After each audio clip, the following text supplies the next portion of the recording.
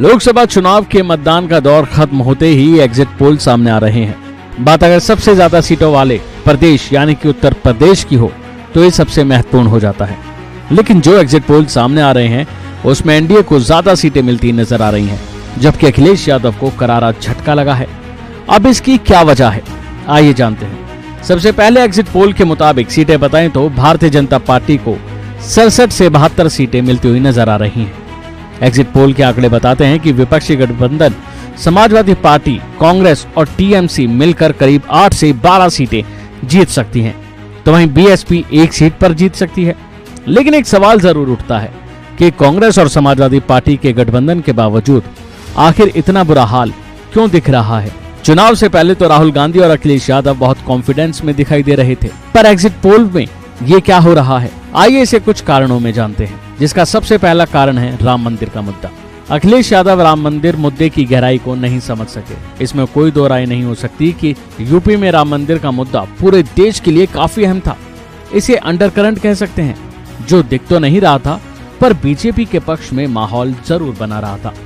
अखिलेश यादव ने राम मंदिर उद्घाटन में ना जाकर हिंदुओं से अलग एक पार्टी बना ली थी। उनको लेकर जनता का नजरिया थोड़ा अलग होने लगा था। तो वहीं दूसरे कारण की बात करें तो अखिलेश यादव अगर बीएसपी को साथ रखते तो ज्यादा फायदा हो सकता था। बीएसपी अपने गिरे हुए हालातों में भी 13% वोट पा ही लेती है। इंडिया ब्लॉक में बीएसपी को ना लेने की उनकी जिद सिवाय उनकी अपरिपक्वता के अलावा और कुछ नहीं था।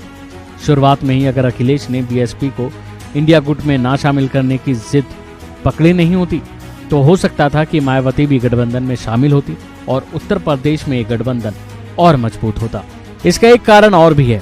बता दें कि अखिलेश यादव की माफियाओं से दूरी। एक समय ऐसा था जब मुख्तार अंसारी परिवार को उन्होंने पार्टी में घुसने से मना कर दिया था और उसी दौर में मुख्तार अंसारी की पूर्व यूपी में तूती बोलती थी।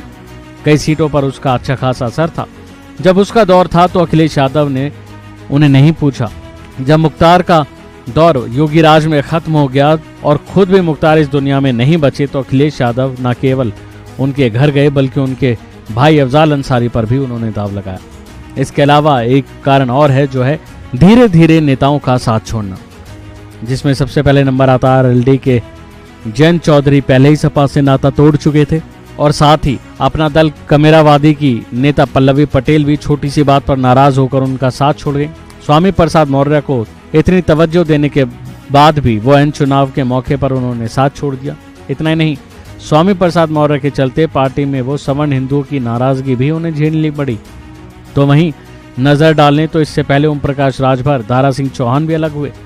राज्यसभा चुनाव में मनोज पांडे, राकेश सिंह, पूजा पाल, गायत्री प्रजापति की पत्नी समेत कई विधायकों ने भी दूरी बनाई। अभी के लिए फिलहाल इतना ही।